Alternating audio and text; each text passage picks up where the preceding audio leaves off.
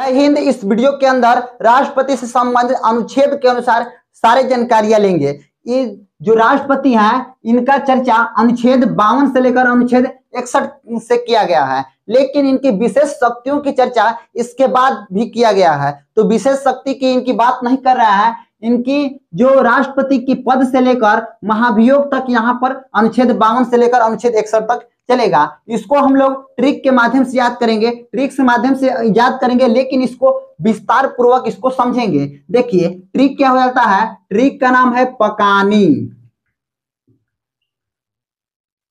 Coca द्वयोदशम।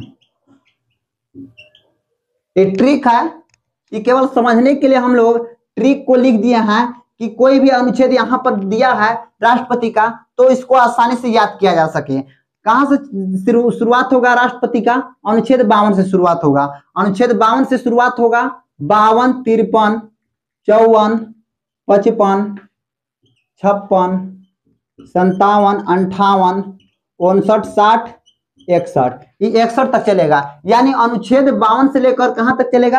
अनुच्छेद 61 तक चलेगा। राष्ट्रपति की विशेष शक्तियों की चर्चा इसके बीच नहीं किया गया है। अगले वीडियो में चर्चा करेंगे कि राष्ट्रपति की विशेष शक्तियां क्या होती है और इसका प्रयोग राष्ट्रपति कब और क्यों करते हैं। देखिए अनुच्छेद 52 में जो प लिखा गया है, इस प से बन जाता है पद, राष्ट्रपति का पद। राष्ट्रपति की पद की चर्चा अनुच्छेद 52 में किया गया है। अनुच्छेद 52 में लिखा गया है कि भारत के एक राष्ट्रपति भी होंगे। अब यहां पर देखते हैं जो राष्ट्रपति हैं, राष्ट्रपति का पद क्वेश्चन में पूछता है कि किस देश से लिया गया है, तो याद होना चाहिए राष्ट्रपति का पद किस देश से लिया गया है? ब्रिटेन देश से लिया गया है। किस देश से लिया गया है? ब्रिटेन देश से लिया गया है। तो समझ में आ गया कि राष्ट्रपति का पद ब्रिटेन देश से लिया गया है। लेकिन आपके दिमाग में एक क्वेश्चन आएगा कि राष्ट्रपति यहां पर ब्रिटेन में तो होते ही नहीं है, लेकिन उनके पद भारत में कैसे आ गया? देखिए जो राष्ट्रपति होते हैं भारत में ठीक वैसा ही होते हैं जैसा ब्रिटेन में महारानी होती हैं। जैसा ब्रिटेन में महारानी होती हैं वैसा ही भारत के राष्ट्रपति होते हैं, क्योंकि वह भी क्या होते हैं? कार्यपालिका के औपचारिक प्रधान होते हैं। लेकिन फर्क दोनों में एक ही है कि वह वंशानुगत चलते रहती हैं महारानी, मतलब पीढ़ी दर पीढ़ी चलते रहती हैं। लेकिन जो भारत के राष्ट्रपति होते हैं इनको इलेक्शन के माध्यम से चुनाव इनका किया जाता है। तो इस तरह समझ में आ गया कि जो राष्ट्रपति की पद है, राष्ट्रपति का पद कहां से लिया गया है? ब्रिटेन से लिया गया है। अब यहां पर देखते हैं कार्यपालिका का प्रधान होते हैं। जो राष्ट्रपति होते हैं कार्यपालिका के क्या होते हैं? प्रधान होते हैं।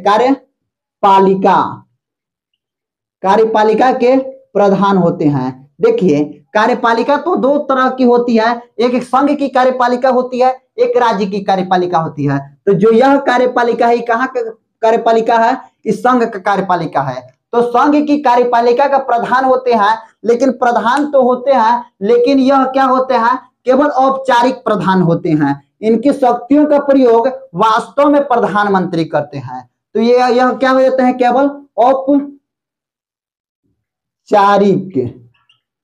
ये क्या होते हैं? औपचारिक प्रधान केवल हो जाते हैं। औपचारिक मतलब काल्पनिक रूप से प्रधान होते हैं। कोई भी चीज आता है साइन करना रहता है, साइन कर देते हैं। कोई भी कानून आता है, कानून को पास करवाना है या किसी भी बिल को पास करवाना है तो इनका क्या करना पड़ता है? केवल हस्ताक्षर चाहिए।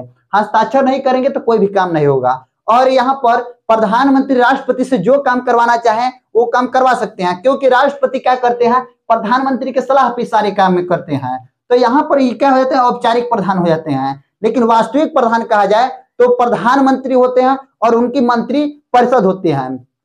तो सारी शक्तियां किनके पास है? प्रधानमंत्री के पास है और उनके मंत्री परिषद के पास है, सारे मंत्रियों के पास है। अब यहाँ पर देखते हैं इनका इलेक्शन किस प्रकार होता है। राष्ट्रपति के इलेक्शन के बारे में एक वीडियो बना चुके हैं, इसका डिस्क्रिप्शन में लिंक दे देंगे, आप अच्छी तरह से देख लीजिएगा। तो यहाँ पर समझ में आ गया कि अनुच्छेद 52 में राष्ट्रपति के पद की चर्चा किया गया है। अनुच्छेद 53 में राष्ट्रपति का संघीय कार्यपालिका की चर्चा किया गया है। राष्ट्रपति के संघीय कार्यपालिका की चर्चा किया गया है और यहाँ पर कहा गया है कि राष्ट्रपति क्या रहेंगे? औपचारिक प्रधान रहेंगे। अब यहाँ पर आता है राष्ट्रपति का निर्वाचन की चर्चा, राष्ट्रपति की निर्वाचन की चर्चा अनुच्छेद 54 में किया गया है। यहां पर राष्ट्रपति का क्या होगा? निर्वाचन। निर्वाचन, राष्ट्रपति के निर्वाचन की चर्चा किस अनुच्छेद में किया गया है? अनुच्छेद 54 में किया गया है। आपको अच्छी तरह से पता होना चाहिए कि यहाँ पर निर्वाचन किस प्रकार से होता है। ऐसे तो एक इसका वीडियो बना दिया है, लेकिन इसके पहले नामांकन होता है। नामांकन के लिए 50 अनुमोदक होना चाहिए, 50 प्रस्तावक होना चाहिए। उसके बाद इसके निर्वाचन की पूरी प्रक्रिया शुरुआत होती है। मतलब उसके बाद क्या होता है? चुनाव होता है। तो पहले यहाँ पर आप इतना केवल समझ जाइए कि अनुच्छेद 54 में यहाँ पर राष्ट्रपति के निर्वाचन की चर्चा किया गया है। अब यहाँ पर देखते हैं, जो यहाँ पर को लिखा गया है, को से मतलब होता है कोटा। आपको समझ में नहीं आएगा कि कोटा का मतलब क्या हुआ। देखिए, राष्ट्रपति बनने के लिए उसका मेन वैल्यू निकाला जाता है कि पूरा मतलब जीतने के लिए कितना वैल्यू होना चाहिए, कितना वोट का वैल्यू होना चाहिए, उसका वैल्यू निकाला जाता है। और उसका वैल्यू कितना होता है? टोटल वोट का, टोटल जितना वोट पड़ा है, टोटल वोट का 50% प्लस एक सीट प्लस एक अधिक आ जाएगा। तो यहाँ पर क्या हो जाएगा? राष्ट्रपति के पद पर बन जाएगा, मतलब राष्ट्रपति के पद पर हो जाएंगे। तो यहाँ पर इसका मतलब यही हो गया उनका कोटा। तो इसका मतलब यही होता है कि 50% से एक क्या हो जाए? अधिक हो जाए। अब यहाँ पर देखते हैं कि राष्ट्रपति का जो कार्यकाल होता है, राष्ट्रपति का का से क्या हो जाएगा? कार्यकाल। तो समझ में आ गया कि 55 में क्या लिखा गया है? राष्ट्रपति का कोटा। राष्ट्रपति का कोटा क्यों कैसा कोटा है? ये जीतने के लिए कोटा है। देखिए, यहाँ पर का से क्या आ जाएगा? अनुच्छेद 56 में यहाँ पर कार्यकाल लिखा गया है। राष्ट्रपति का कार्यकाल कितना वर्ष का होता है? 5 वर्ष के लिए होता है। 5 वर्ष के लिए राष्ट्रपति का क्या होता है?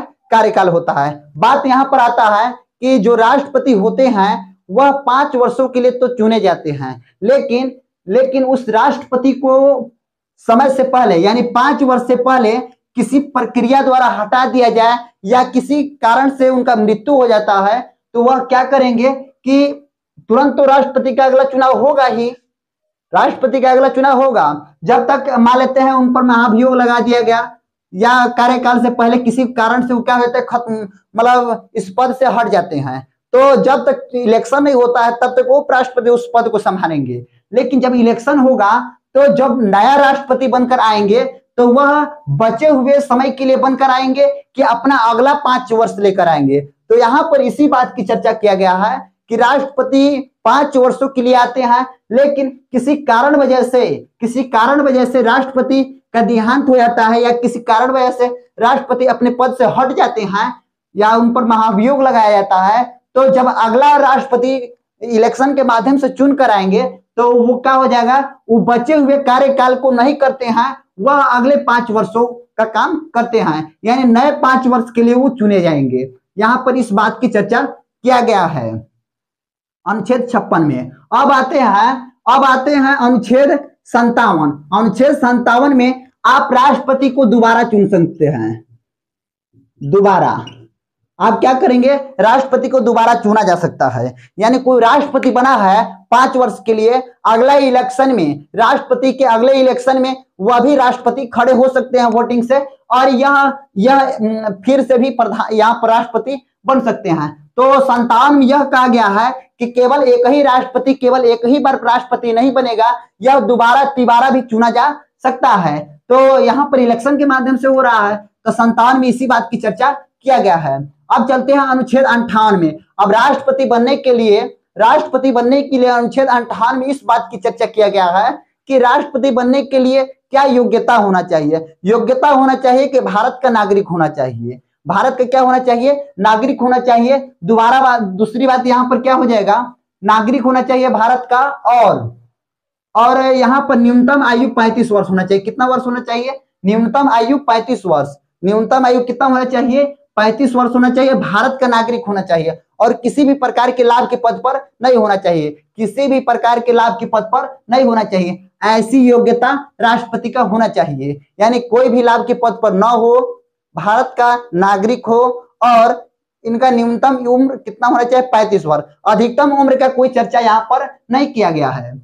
अधिकतम उम्र कितना भी हो सकता है। यह अनुच्छेद 58 में इस बात की चर्चा किया गया है। अब यहाँ पर देखते हैं अनुच्छेद 59 में उस बात की चर्चा किया गया है कि उनकी दशा क्या होनी चाहिए। यहाँ पर उनकी दशा क्या होनी चाहिए, दशा मतलब उनकी स्थिति क्या होनी चाहिए। मतलब आप राष्ट्रपति का इलेक्शन लड़ रहे हैं तो आपकी यहाँ पर स्थिति कैसा होना चाहिए, आपका स्थिति ऐसा होना चाहिए कि आप पागल न हो और आपकी दिवालिया घोषित न कर दिया गया है। मतलब समाज या सरकार आपको दिवालिया घोषित न कर दिया गया हो या आपको पागल किसी प्रकार से समाजों में घोषित न कर दिया गया हो, आपकी दशा ऐसी होना चाहिए। मतलब आपकी स्थिति ऐसा होना चाहिए, ऐसा नहीं होना चाहिए कि आप पागल हैं, आपकी दिवालिया घोषित कर दिया। दिवालिया कहने का मतलब आपके पास इतना कर्जा हो गया है कि आप जिंदगी भर काम करेंगे तो उस कर्जा को भरपाई नहीं कर सकते हैं। तो ऐसे लोगों को राष्ट्रपति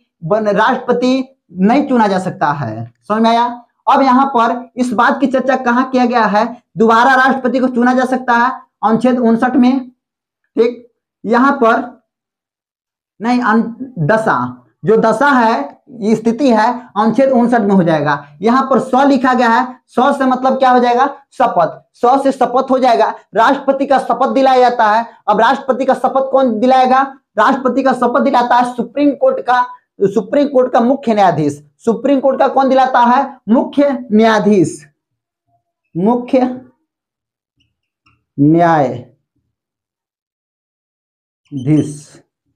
सुप्रीम कोर्ट के मुख्य न्यायाधीश दिलाते हैं। यह जो राष्ट्रपति होते हैं जीतने के बाद शपथ ग्रहण करते हैं तो इनको शपथ ग्रहण कौन कराएगा, यहाँ पर सुप्रीम कोर्ट के मुख्य न्यायाधीश यानी सर्वोच्च न्यायालय के मुख्य न्यायाधीश यहाँ पर शपथ दिलाते हैं। मान लेते हैं किसी कारण वजह से मुख्य न्यायाधीश नहीं आए, मुख्य न्यायाधीश किसी कारण वजह से नहीं आ सके तो राष्ट्रपति को इनकी अनुपस्थिति पर कौन इनको शपथ दिलाएगा, जो सुप्रीम कोर्ट में यहाँ पर बुजुर्ग यानी वशिष्ठ जो रहेंगे, वशिष्ठ न्यायाधीश रहेंगे, वशिष्ठ वकील रहेंगे, उनको वो क्या करेंगे, राष्ट्रपति को शपथ दिलाएंगे। यानी जो सुप्रीम कोर्ट का मुख्य न्यायाधीश है, इनके अनुपस्थिति पर राष्ट्रपति को कौन शपथ दिलाएगा, यहाँ पर सर्वोच्च न्यायालय के सुप्रीम कोर्ट के जो वशिष्ठ है यहाँ पर वकील, वो क्या करेंगे, राष्ट्रपति को शपथ दिलाएंगे। अब आते हैं राष्ट्रपति पर महाभियोग भी लगाया जा सकता है।